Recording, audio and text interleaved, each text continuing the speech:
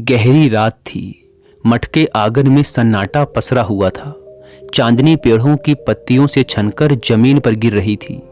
हवा इतनी शांत थी कि दीपक की लौ भी बिना हिले जल रही थी। एक युवा भिक्षु अपने छोटे से कमरे में बैठा हुआ था।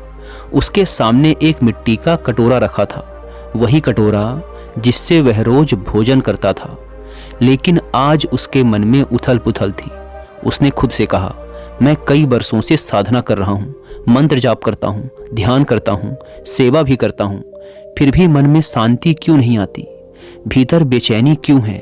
वह कटोरे को ताकते हुए सोचने लगा, शायद मेरी साधना अधूरी है, शायद मुझे और तप करना चाहिए, शायद मुझे और कठिन नियम अपनाने चाहिए।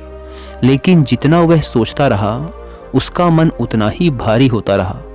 अगले दिन वह अपने गुरु के पास पहुंचा, झुककर प्रणाम किया और बोला, गुरुदेव, मैं समझ नहीं पा रहा हूँ, मैं पूरी कोशिश करता हूँ, परंतु मन में अब भी बेचैनी है। क्या मेरी साधना व्यर्थ है? गुरु चुप रहे और पास रखे जल से भरे घड़े के पास गए और उसी कटोरे को उठाया जो भिक्षु अपने साथ लाया था। उन्होंने कटोरे में पानी भर दिया और मुस्कुराकर बोले, पुत्र, क्या यह कटोरा अब और पानी ले सकता है?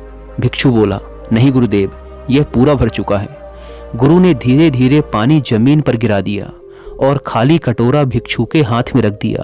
फिर बोले, अब बताओ, क्या यह कटोरा फिर से जल ग्रहण कर सकता है? भिक्षु ने सिर हिलाकर कहा, हाँ गुरुदेव, अब यह फिर से भर सकता है। गुरु ने गंभीर स्वर में कहा, यही तुम्हारे मन की समस्या है।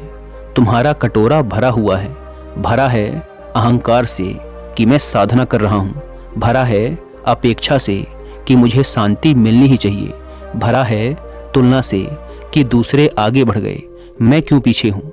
जब तक कटोरा भरा रहेगा, उसमें नया कुछ प्रवेश नहीं करेगा। पहले तुम्हें खाली होना होगा, तभी सच्चा ध्यान भीतर उतरेगा। भिक्षु की आंखें खुल गई।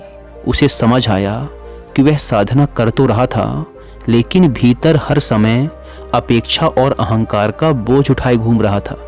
वह रो पड़ा और बोला, गुरुदेव, अब समझ आया, मेरी साधना का उद्देश्य कुछ पाने की चाह नहीं, बल्कि भीतर के बोझ को छोड़ना है।